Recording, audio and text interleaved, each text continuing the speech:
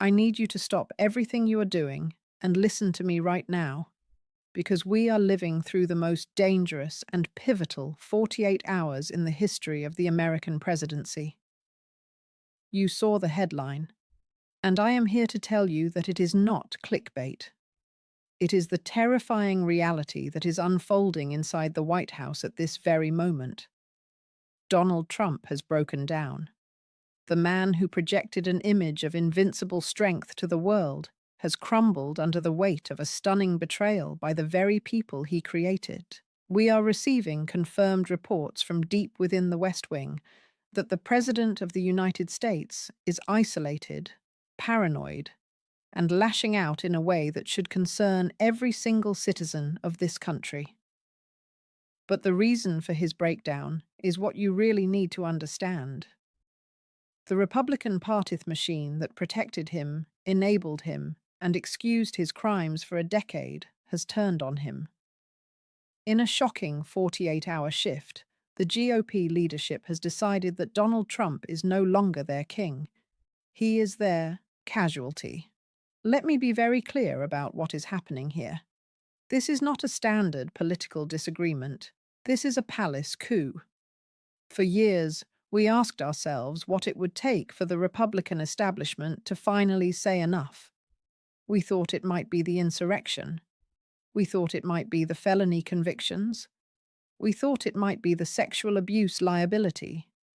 But it was none of those moral failings. It was something far more cynical. It was the realization that Donald Trump has become a loser. The disastrous fallout from Operation Metro Surge, combined with the public relations nightmare of the federal funding freeze, has convinced the donors and the Senate leadership that the president is sinking the ship. And like rats fleeing a vessel taking on water, they are scrambling over each other to escape before they drown with him. I want to take you inside the timeline of this collapse, because the speed at which it happened is breathtaking. Just 2 days ago, Donald Trump was screaming in a federal courtroom, challenging a judge who dared to present evidence of his illegal surveillance program. He thought he had the backing of his party. He thought the red wall would hold. But while he was melting down in public, a secret series of meetings was taking place in Washington, D.C. behind closed doors. Mitch McConnell, the governor of Virginia, and key mega-donors met without the president's knowledge. They looked at the polling data. They looked at the lawsuits filed by Attorney General Keith Ellison, and they made a cold, calculated decision. Donald Trump is done. Do not let anyone tell you this is about principle. Do not let JD Vance or any other Republican try to convince you that they have suddenly found their conscience. They did not care when innocent people were being targeted by Clearview AI. They did not care when the funding for our schools was threatened. They only started to care when the instability began to threaten their own power. They are turning on him now because they are afraid of you. They are afraid of the American voter who is waking up to the reality that this administration is a chaotic failure. They are trying to wash the stain of MAGA off their hands before the midterm elections. But I am here to tell you that we will not let them forget who built this monster. The reports of Donald Trump's reaction to this betrayal are truly disturbing. We are told that he has shut himself in the residence. We are told that he is screaming at his television screens, accusing his closest allies of treason. This is the behavior of a man who knows he is cornered. For his entire life, Donald Trump has operated on the principle that he can buy or bully his way out of any problem. But he cannot bully a Senate that has stopped answering his phone calls. He cannot buy a vice president who is going on national television to admit that the administration's policies are chaos. The walls are closing in, and for the first time in his life, he has nowhere left to run. You need to pay attention to this, part because it is the most dangerous aspect of the entire situation. A narcissist who feels abandoned is a dangerous thing. A president with the nuclear codes who feels like the world is against him is an existential threat. The breakdown we are witnessing is not just a personal tragedy for Donald Trump. It is a national security crisis for the United States. Who is in charge right now? Is it the man who is reportedly throwing food at the walls of the White House dining room? Is it the vice president who is publicly undermining him? Our adversaries are watching this chaos. They see a fractured government. They see a leader who has lost the confidence of his own party. This makes us vulnerable, and it is entirely the fault of the Republican Party for placing an unstable man in the highest office in the land. I want you to think about the federal funding freeze that started this avalanche. This was supposed to be Trump's masterstroke. He thought he could bring Democratic states to their knees by cutting off their money. But he forgot that the economy is connected. He forgot that when you hurt New York and California, you hurt the stock portfolios of his own donors. The phone calls that triggered this 48-hour shift came from Wall Street. They came from the corporate titans who told the GOP leadership, "Stop him. He is costing us money." That is the only language these people speak. They did not turn on him because he hurt democracy. They turned on him because he hurt their bottom line. And that should tell you everything you need to know about the moral rot at the center of the Republican Party. But let us talk about JD Vance. You have to appreciate the Shakespearean level of betrayal we are watching. This is the man who Donald Trump handpicked. This is the man who was supposed to be the loyal soldier. And yet in the last 48 hours, JD Vance has effectively launched his own shadow campaign for the presidency. He is the one leaking the details of the chaos. He is the one positioning himself as the adult in the room. He is looking at Donald Trump not as a boss, but as a stepping stone that has served its purpose. It is ruthless. It is cold. And it proves that there is no honor among thieves.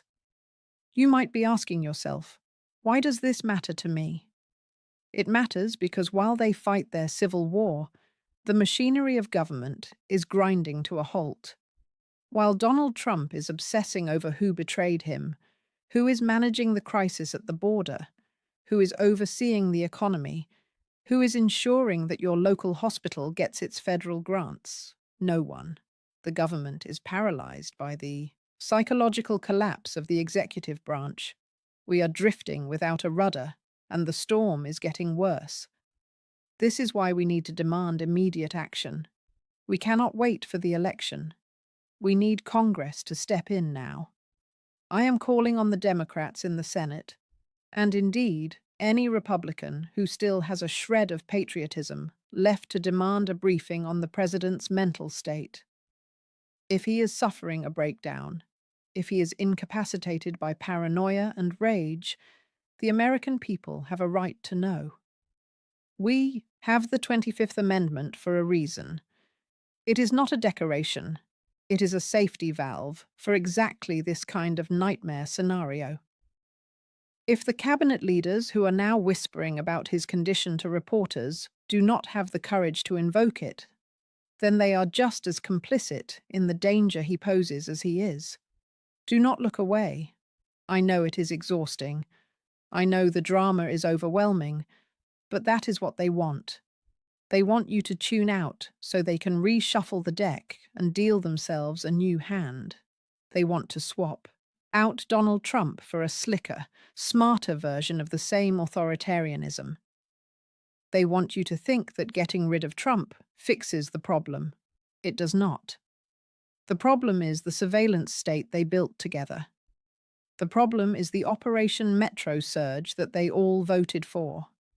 The problem is the ideology that says it is okay to crush your political opponents with the power of the state. This 48-hour shift is a victory for us, the people. But it is only the first battle. The fact that they are turning on him proves that our pressure is working. It proves that the lawsuits in Minnesota are hurting them. It proves that the protests are effective. They are retreating because we push them. But a retreat is not a surrender. They are regrouping. JD Vance is already planning how to take over the MAGA movement and give it a fresh coat of paint. We cannot let him succeed. We have to see this for what it is: a desperate attempt to save a dying political party. Imagine the scene in the Oval Office right now. The silence must be deafening. The phone is not ringing. The cable news channels are running chyrons about GOP revolt. For a who needs validation like he needs oxygen. This is suffocation. And when a man like Donald Trump suffocates, he thrashes. I am warning you to be prepared for what comes next. He will not go quietly into the night. He will try to fire everyone. He will try to issue executive orders that are blatantly illegal. He might even try to incite violence again, just like he did on January 6th. He has nothing left to lose, and that makes him the dangerous man on the planet. We have to be the guardrails. The institutions are failing. The Supreme Court is compromised. The Senate GOP is trying to save its own skin. The only thing standing between us and total chaos is the vigilance of the American people. You need to share this news. You need to tell your neighbors that the strong man is crying in the White House. You need to break the spell of invincibility that has held this country hostage for too long. The emperor has no clothes, and his own court is finally pointing it out. This is the moment we have been waiting for, but it is also the moment of maximum peril. If the government collapses into infighting, who is watching the store? We know that our enemies are opportunistic. We know that they exploit weakness. And right now, the United States projects nothing but weakness. This is the legacy of Donald Trump. He promised to make America great again, but all he has done is make America fragile. He has hollowed out our institutions, divided our people, and now he is destroying his own party in a fit of narcissistic rage. I want you to remember this feeling. Remember the feeling of watching the bullies turn on each other. It is satisfying, yes, but do not let the satisfaction distract you from the work ahead. We have to rebuild the rubble they are leaving behind. We have to restore the faith in our democracy that they have shattered. And we have to make sure that no one, and not JD Vance, not Elon Musk, not anyone, is ever allowed to accumulate this kind of power again. The stunning 48-hour shift is not the end of the story. It is the climax of the tragedy, but the resolution is up to us. We get to write the ending. Do we let them rebrand and continue their assault on our freedoms? Or do we seize this moment of weakness to take back our country? The choice is yours. The Republicans have made their choice. They chose survival. We must choose justice. We must choose truth. And we must choose to hold every single one of them accountable for the nightmare they have inflicted upon us. Stay focused. Do not get distracted by the headlines about who said what to whom. Focus on the facts. The president is unstable. The party is fracturing. The policies are failing. The truth is winning. We are watching the slow-motion car crash of a corrupt regime. And we cannot look away until the wreckage is cleared and the road is safe again for democracy. Donald Trump is breaking down because he finally met a force he cannot manipulate. The collective will of the people who refuse to be ruled by a tyrant. This is your victory. Claim it, but do not rest. The next few days will determine the future of this nation. Watch the news, but watch it with a critical eye. Listen to their words, but watch their actions. The rats are leaving the ship, but the ship is still drifting towards the rocks. It is our job to grab the wheel. It is our job to steer us home. We can do it. We have the power. The last 48 hours have proven that they are not invincible. They are terrified, and they have every reason to be, because we are coming for our democracy, and we are not taking no for